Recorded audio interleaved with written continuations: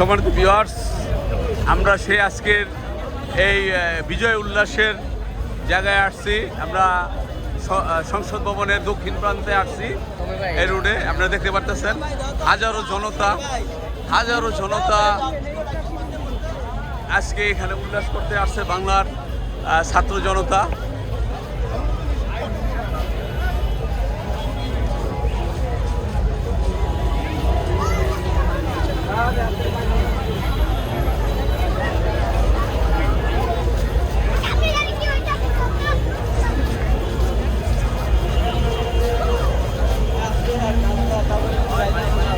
জাহিদ, জাহিদ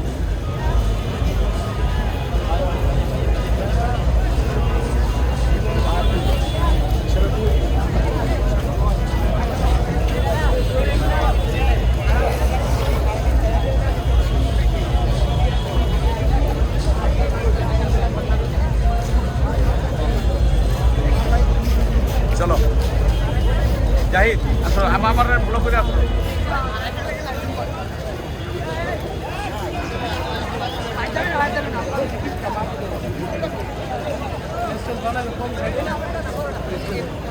বরাবর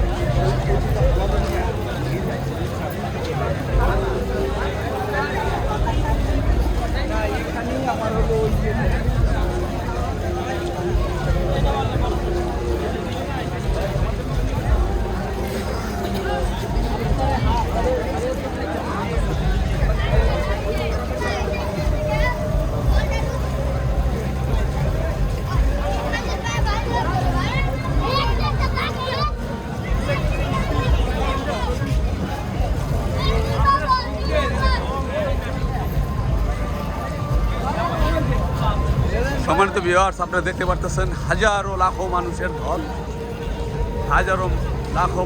ঢল সংসদ ভবনের এই দক্ষিণ প্রান্তের রোডে হাজার লাখো মানুষ আসতেছে।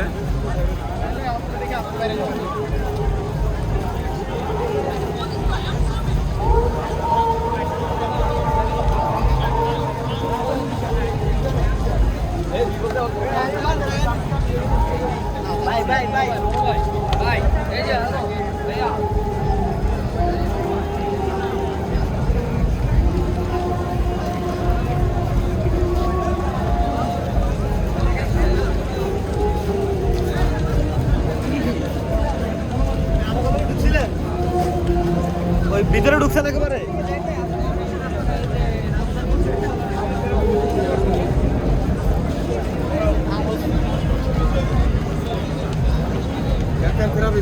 ব্যবহার করে দেখেন, ব্যবহার করি।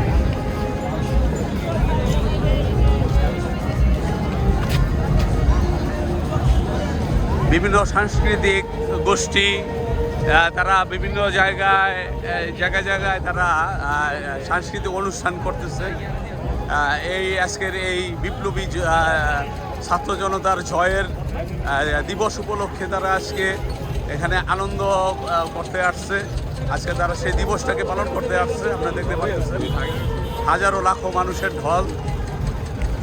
স্বৈরশাসক ফ্যাসিস্ট সরকার হাসিনাকে উৎখাত করছে আজকের এই দিনে। এই দিনে হাসিনা তার স্বৈরশাসক শাসন থালায় থুয়ে তারা দেশ ত্যাগ করছে।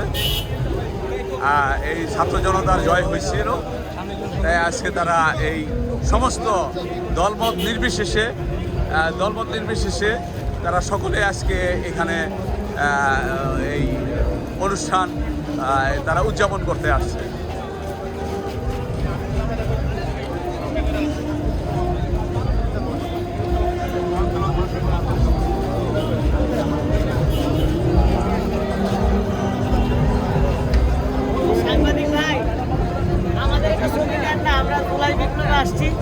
একটু দাঁড়ান, কথার প্রশ্ন বলি, শুনেন। জি, আসসালামু আলাইকুম। ওয়ালাইকুম আসসালাম ওয়া রাহমাতুল্লাহি ওয়া বারাকাতুহু। জি ভাই, কোত্থেকে আসছেন ভাই? আমরা আসছি ঢাকা মহানগর দক্ষিণ বংশাল থানা থেকে। বংশাল থানা থেকে। কি ভাইয়ের নামটা কি? আমি মাহবুবুল আলম ভূঁইয়া।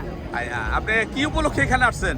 আজকে তো জুলাই বিপ্লব, তার মানে এই যে 2024 সালের যদি আগস্ট দলি 5ই আগস্ট এই ফ্যাসিস্ট হাসিনার পলায়নের দিন ছিল, সেই দিনটাকে স্মরণ করার জন্য এখানে হাজার হাজার তরুণরা রক্ত দিয়েছে, হাজার হাজার শহীদ হয়েছে এই ফ্যাসিস্ট হাসিনার হাত থেকে এই দেশকে মুক্ত করার জন্য। তাহলে আজকে আমাদের একটা দ্বিতীয় স্বাধীনতা দিবস, এই দিবসটাকে স্মরণ রাখার জন্যই মূলত আজকে সরকার যে কর্মসূচি নিয়েছে, এখানে এই স্বাধীনতা দিবসের জুলাই বিপ্লবের আজকে সনদ ঘোষণা করবে, সে উপলক্ষে মূলত আজকে আমরা এখানে আসছি। মাশাআল্লাহ।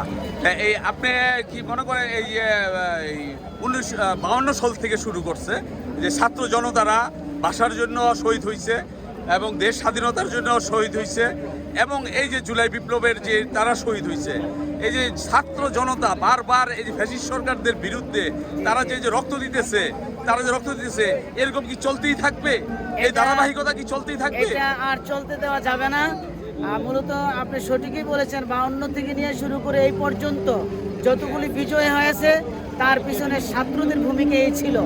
ছাত্রদের পাশাপাশি এদেশের তৌহিদি জনতাও তাদের সাথে মানে যুক্ত হয়েছিল।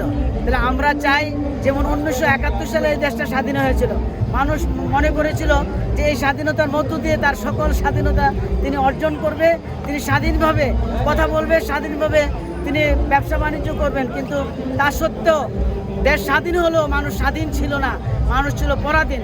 আমরা চাই এই জুলাই বিপ্লবের মধ্য দিয়ে যেন আর রক্তপাত না হয়, এটাই যেন শেষ রক্তপাত হয়। এইটার পরিকল্পনা কি এই জিনিসটা যেন না হয়? যেমন আমরা দেখতে পারতেছি কিছু সংস্কারের ব্যাপার বলা হয়েছে। আমরা চাই, আমরা সাধারণ জনগণ যারা আছে তারা চায় সংস্কার হোক, কিন্তু কিছু কতিপয়, ঠিক আছে, যে আবার ফ্যাসিস্ট সরকারের মতন রূপরেখার আরেক ফ্যাসিস্ট, তারা কিন্তু সংস্কার চায় না। এই ব্যাপারে আপনার পদক্ষেপ কি? যদি তারা আসে তাহলে কি মনে করেন আবার ফ্যাসিস্টের আবার জন্ম হবে? এই দেশের মানুষ ইতিমধ্যে রব উঠেছে যে এক দল খেয়েছে আরেক দল খাওয়ার জন্য পায়তারা শুরু করেছে, এবং তারা ক্ষমতায় না যেয়ে অলরেডি হাট বাজার রাস্তাঘাট দখল তারা অলরেডি নিয়ে নিয়েছে।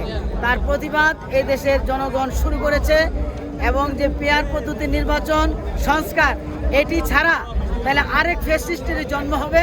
এজন্য আরেক ফ্যাসিস্টের জন্য জন্ম না হতে পারে, এজন্যই আজকের এই জুলাই বিপ্লবের এত লক্ষ লক্ষ মানুষের সমাগম ঘটেছে। যদি এই ধরনের ঘটনা পুনরাবৃত্তি ঘটে, তাহলে যে গত জুলাই বিপ্লবের চেয়েও আরও বেশি মানুষ রাস্তায় নেমে আসবে। কিন্তু সংস্কার ছাড়া নির্বাচন এই দেশের মানুষ গ্রহণ করবে না। সাধারণ মানুষের ভিতরে একটা রব উঠছে, পুরাতন চাই না, নতুনকে চাই এবং ইসলামিক দলকে চাই। এটাকে আপনারা কিভাবে দেখতেছেন? তাদের মূল রব হচ্ছে যে আসলে এই দেশের মানুষকে শান্তি দিতে হলে, ন্যায় এবং ইনসাফ ভিত্তিক সমাজ প্রতিষ্ঠা করতে হলে সৎ লোকের নেতৃত্ব সংসদে কায়েম থাকতে হবে। যতক্ষণ পর্যন্ত সৎ লোক সংসদে না যাবে, ততক্ষণ পর্যন্ত হাজারো রক্তপাত ঘটলেও এই দেশের পরিবর্তন হবে না। এই দেশের পরিবর্তন ঘটাইতে হলে সংসদে সৎ লোকের নেতৃত্ব কায়েম হতে হবে। ফ্যাসিস্টের মতন একটা বুলি বলে, কথায় কথায় বলে যে রাজাকার। তাই রাজাকারের শব্দের আবিধানিক অর্থটা কি, বা এটার হোয়াট ইজ রাজাকার? কি বুঝাইতে আসলে চাচ্ছে তারা? রাজাকারকে কি বুঝাইতে চাচ্ছে? রাজাকার শব্দের মূল আপনারাই বা কি বুঝেন এটা? রাজাকার শব্দের মূল আবিধানিক অর্থ হলো সাহায্যকারী, কিন্তু তারা তো সাহায্যকারী অর্থে এই দেশের মানুষকে খাওয়াইতে চায় না, তারা ফ্যাসিস্ট অর্থে, তারা একটা খারাপ শব্দর অর্থে এই দেশের মানুষকে খাওয়াইতে চেয়েছিল, বাট তারা ব্যর্থ হয়েছে। এই দেশে রাজাকার বলতে আর কিছু নাই। যদি রাজাকার শব্দটি থাকে তাহলে ফ্যাসিস্টের আমলে যারা রাজাকারের তালিকা করেছিল সেই রাজাকারের তালিকা তাদের সংখ্যাই ছিল সর্বাধিক। এখন মিডিয়ার ভিতরে অনেক শোনা যাইতেছে হাওয়া ভবনের কথাটা, যে হাওয়া ভবনের যে দুর্নীতি বা দেশের দুর্নীতি, এই যে কথাগুলি যে শোনা যেতেছে, এটাকে আপনারা কিভাবে দেখতেছেন? এটা কিভাবে মূল্যায়ন করতেছেন দেশের মানুষের কথাটাকে? আমরা বলতে ভাই আসলে আগে তো এতটা সচেতন ছিলাম না, আস্তে আস্তে দেখতে দেখতে শুনতে শুনতে হাওয়া ভবনের ঘটনা পুরোপুরি না বুঝলেও একটা অনুমান হয়ে গেছে। এই হাওয়া ভবন থেকে তখনকার সরকার নিয়ন্ত্রণ করত, যিনি হাওয়া ভবন নিয়ন্ত্রণ করতেন তিনি সরকারের কেউ ছিলেন না, বাট তিনি সরকারের বাইরে থেকেও তিনি রাষ্ট্র নিয়ন্ত্রণ করেছেন। আমরা এই ধরনের হাওয়া ভবন আর চাই না। এখন আপনি জনগণের ব্যাপারে কি বলবেন? জনগণের যে প্রতিক্রিয়া করতেছে যে এবার ইসলামিক দল চাই, এটার প্রতি কি আপনি কি বলবেন? এই ব্যাপারে জনগণ আরো সচেতন হতে হবে। জনগণই তার প্রয়োজনে সৎলোক কায়েমের জন্য তার জান মাল যখন যা প্রয়োজন তা বাজি রেখে সৎলোকের শাসন কায়েমের জন্য এগিয়ে আসতে হবে। আমি ব্যক্তিগতভাবে গত পরশুদিন একজন ব্যক্তিকে বলেছি যে আপনাদের মতো ধনাঢ্য ব্যক্তিদের প্রয়োজন এই দেশে ন্যায় এবং ইনসাফভিত্তিক সমাজ প্রতিষ্ঠা করা। যদি ন্যায় এবং ইনসাফভিত্তিক সমাজ প্রতিষ্ঠা হয়, সৎলোকের মানে শাসন যদি কায়েম হয়, তাহলে আপনারা নির্বিঘ্নে ব্যবসা বাণিজ্য করতে পারবেন, আপনারা এই ব্যবসা থেকে চাঁদা দিতে হবে না। তাহলে আপনাদের প্রয়োজন আপনারা এই অর্থকে কুক্ষিগত না করে এই সৎলোকের শাসন কায়েমের জন্য আপনারা জান প্রাণ দিয়ে এগিয়ে আসতে হবে। জনগণের প্রতি মেসেজ হচ্ছে জনগণের প্রয়োজনীয় ফ্যাসিস্টের মোকাবেলার জন্য আগামী সংসদের সৎলোকের শাসন কায়েম করতে হবে। এখন সংস্কার যদি আপনারা সংস্কারটা কিভাবে চাইতেছেন, সেটা যদি পুরাপুরি না হয়, তাহলে আরেক দল চাইতেছে তাড়াতাড়ি নির্বাচন।